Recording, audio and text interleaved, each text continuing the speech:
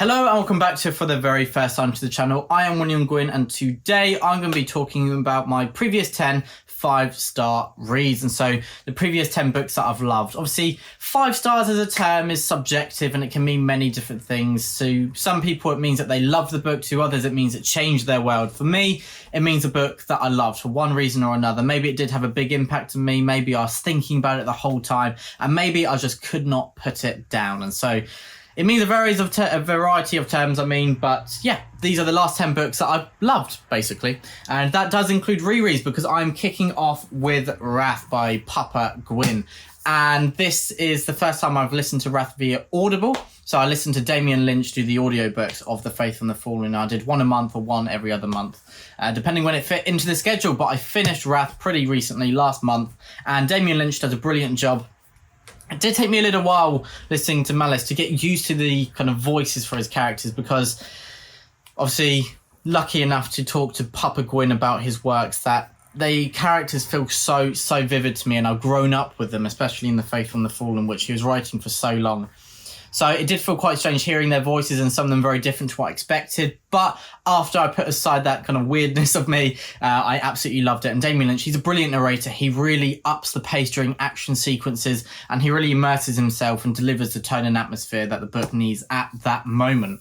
And so it really felt like he just got the series and he understood it and he immerses himself in it. And I love when it feels like narrators are making that extra effort to deliver on these different aspects of the book. He knew the slow moments, he knew when to kind of have the emotional moments and change his voice and accent as well. And yeah, it was just brilliant. And that continued with Wrath, which is basically a massive epic fantasy battle for half of the book. And so it was kind of breathtaking. It was almost exhausting kind of listening to it, because it was just non-stop, but in a great way, because Papa Gwyn, he does write a great battle and no one can convince me otherwise. And yeah, absolutely loved Wrath, and of course a 5-star read. I think I'd be kicked out of Family Gwyn if it wasn't, but yeah, I'm saying it because it genuinely is, and I'm not biased at all. Next up, I have The Battle of Molden by J.R.R. Tolkien. So I had to read this as part of my English reading module text list for English and History at Durham University. The Battle of Molden tells of a historical battle where I'm going to completely mess this name up. Björnoth. Sorry for people who know how to pronounce, and I've just butchered that. But Björnoth leads a defence on the English shores against the Viking invaders. And so it is the Battle of Molden, and it is about duty, loyalty, and bravery as well. And so it's a great short text, and I read the translation by Tolkien. So I've read another translation of The Battle of Molden before from this text, but recently I read Tolkien's translation, and it was just so awesome. I think a lot of people, they should, even though they love Tolkien, they feel a bit wary about diving into his other works, such as kind of the epic poem of The Fall of Arthur, or The Battle of Molden, or Sir Gawain and the Green Knight. But I really highly recommend diving into his other works, especially as they really reflect on his inspirations for The Lord of the Rings and The Hobbit as well. And so I love really picking those apart. And The Battle of Molden was great. Absolutely loved it. 5-star read. Hence why I'm talking about it in this video. And then next up, I have an old text, and that is Baywolf. And this is the Tom Shippey translation. I've read the Tolkien translation before and the Seamus Heaney translation, but now I read the Tom Shippey translation. And this is because it was released last year, and I saw Dr. Fancy Philip Chase himself interviewing Tom Shippey on his channel about Beowulf, and I was fascinated by Tom Shippey's approach. And I've read this, and it really offered something different. I absolutely loved it. It felt much more immersive than the other translations in some ways, and I love kind of the exploration of the kennings, and I absolutely love that at the back of this we've got kind of an analysis of every single section of the epic poem. So you don't have to read it, but if you want to, you can really dive more into the itty-gritty in the back, and I really wanted to do that at the time. And it was just exactly what I needed, and absolutely fantastic. And one of the highlights of my kind of reading journey through my uni first year at Durham University so far. And next up, I have some non-fiction, and that is Unruly by David Mitchell. And so this is a history of the kings and queens of England. And I believe it stops in around maybe James I, I think it stops. And so yeah, there's a few hundred years after that David Mitchell didn't dive into, but it goes from way back into, I think he talks about Alfred the Great is where he starts, and so about 1,000 years. And it is great. I love how David Mitchell, right at the beginning, says, I am not a historian. I am not going to approach this like a historian. Then I'm going to be biased. I'm going to choose people who I love, others who I don't, and I'm going to be open about it. And I really found that fascinating because he talks about how we do have kind of natural subconscious biases, and he feels like it's a bit dangerous to say that we don't. And so many historians who say they don't, sometimes that can lead us the wrong way. Whilst he's being very open, he's not trying to sway us, but he's just saying his opinion, and he really highlights what he thinks are the cooler, more interesting aspects. Instead of giving a detailed kind of evolution of the kings and queens of England over 1,000 years, he goes through each ruler and something he finds interesting about their rule in particular, and then a very broad overview. Obviously, this is a book that's only 400 pages, I think, so he can't really go into detail about kings and queens over 1,000 years, but it was absolutely brilliant. It's fantastic for those who know a lot about the period and also those who are just trying to dip their toe into it. I really think that if there's more talented authors like David Mitchell, this could be the future of non-fiction to really get people interested in historical periods. This very kind of informal, impersonal, colloquial approach to non-fiction was brilliant. And yeah, I'm really 5 stars for sure. Next up, some historical fiction, and that is The House with the Golden Door by Elodie Harper, the second installment in the Wolf Den trilogy, and one of the greatest books I have ever read.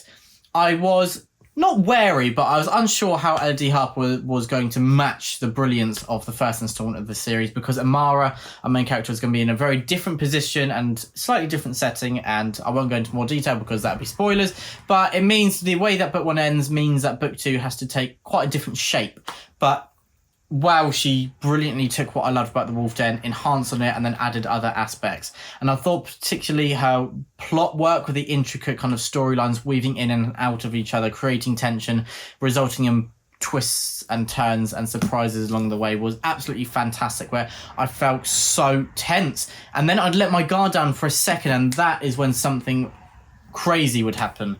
And this is just brilliant historical fiction. It's not military historical fiction, so quite different from most of the historical fiction that I read, but it's absolutely gripping and engaging. And as I've said when I've been reading any of these books, I think this transcends genre in the sense that whatever genre you enjoy reading, I think you should pick this up and see if you love it, because Elodie Harper's got a brilliant writing style, incredible characters, and a gripping plot. And what more can you ask for?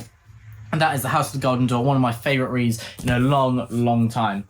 And then next up, I have Misery by Stephen King, one of his most famous books, where an author somehow finds himself in the house of one of his biggest fans, but that's not as good as it sounds. And yeah, we see that in very dark and terrible ways, where Stephen King really just explores kind of some horrible people in this book, and it is done brilliantly. I love kind of the psychological aspect to Misery and kind of the line between what is being kind of imagined and reality, because there's may be some hallucinatory aspects to this in the state that our main character is in. And there is a film that was made many years ago, I think with James Caan in it, and is it Kathy Bates? I think people said she's brilliant in it, and so I do need to watch the film. But Misery, wow, what a book. And I listened to this on Audible, and the narrator, I don't know who it was, but she was terrifying. A lot of this book is dialogue, and wow, I was like terrified. I was going on a walk and it was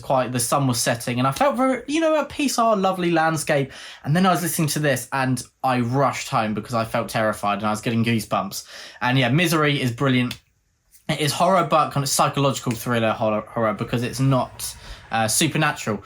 And that is very different from many of the books I've read by Stephen King. And it is just so, so good. He is such a brilliant author, and I find sometimes he's so well known and so big that he's sometimes actually underrated. People just kind of take him for granted, but he's such a great writer, and Misery once again just delivered a brilliant, gripping story, and I highly recommend to anyone who hasn't read Misery yet. As with all these books, I'm recommending to everyone because I love them. And then next up, I have Heroes of Chaos by Baptiste Pinson Wu, the second installment in the Three Kingdoms Chronicles. And so this is the historical period of the Three Kingdom Wars in China, and this is the second installment. So book 1 is a coming-of-age Bildungsroman story, and all of it is a chronicler's tale. So we've got an old man telling the story of his past.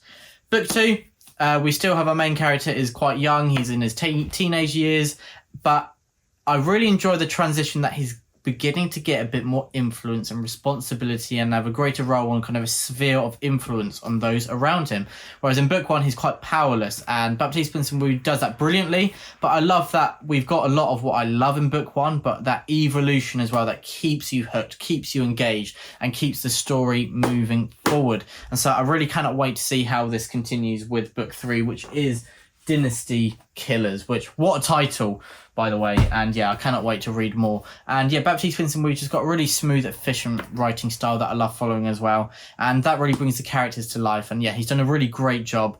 And I cannot wait to carry on with the series. And then next up, I have The Profit of Adan. I don't have the physical book because I think Brother Ed, has stolen it by accident. I think he thought it was his copy and he took it, which is wrong. It is mine and I'll be getting it back. But I don't have it today. But anyway, The Profit of Adan. Wow. The Way of Adan, which is book one. I'll hold that up, actually. Book one is brilliant. It is a classic.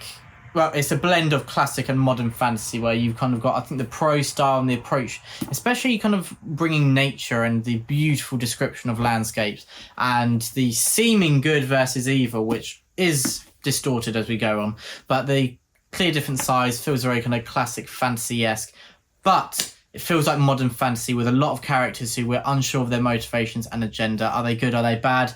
No. Well, most of them, no. Most of them are on a scale in between, just like reality, just like we love to see in modern fantasy. And this was great, and it laid the foundations for The Profit of Adan, which kicked off to a whole new level. The Profit of Adan really just blew me away. I knew I was going to enjoy it, but I absolutely loved it. And what a final third. Philip Chase shows that there are some battles and action sequences in The Way of Adan that are done brilliantly, but The Prophet of Adan ramps it up, and it shows that Philip Chase can do epic fantasy fantastically.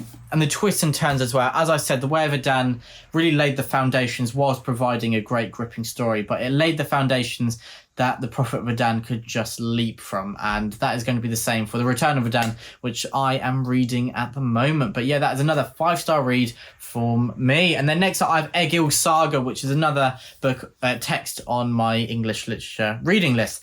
And this follows the anti-hero for part of it. It's a family saga of a family who come into conflict with the kings of Norway. And our main character is Egil Saga Grimson, and he is an anti-hero, and he is such a brilliant character. He's dealing deaths to his enemies from the age of 7, and that's quite crazy. But he's one that you're rooting for, and he's hilarious as well. He's such a great character, really leaps from the page, and Egil Saga was just brilliant. It really took me by surprise how much I loved this, and Egil was a character as well. It shows that many of these older texts that people are kind of worried about getting into, they're very accessible, very easy to understand, and they've got the great characters, great story, an immersive world as well, which is what we look in a modern book, so that should be applied to old text as well. And I think that people need to work at kind of stripping away this fear factor with older texts, and Egil Saga is one that I'd highly recommend to those who want to make that dive. And then next up, I have A Woman of No Importance, which I read because I was cast as the main role in the play, which was a lot of fun, and I'm not quite sure how I managed that, but yeah, it was a lot of fun. I played Lord Illingworth in A Woman of No Importance by Oscar Wilde, and I loved it, and I love the play. I've read it before. It's absolutely brilliant. I love that. It's got a lot of Oscar Wilde's witty humour kind of bouncing forth between characters. A lot goes unnoticed by a lot of characters. A lot relies on subtext and dramatic irony. And I love that. But also, this feels a lot more serious than a lot of Oscar Wilde's other plays, because it is a lot about kind of the roles of men and women. And there's a lot of drama in this play as well. And it doesn't kind of end in a happy marriage as many of his plays do, and many of the plays of the time do as well. This is not a romance. It is comedic, but very serious at the same time.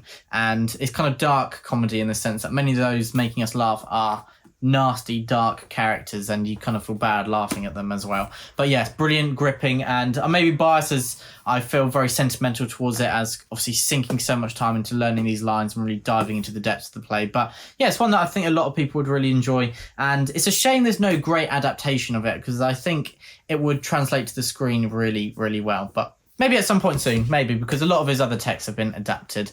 And yeah, fingers crossed it happens at some point. And then I believe, yeah, that is all 10 of my last 5-star reads. And so, yeah, we've got sagas, plays, historical fiction, fantasy, non-fiction, the whole shabam, all in one. And I've absolutely loved them, hence why they're in this video.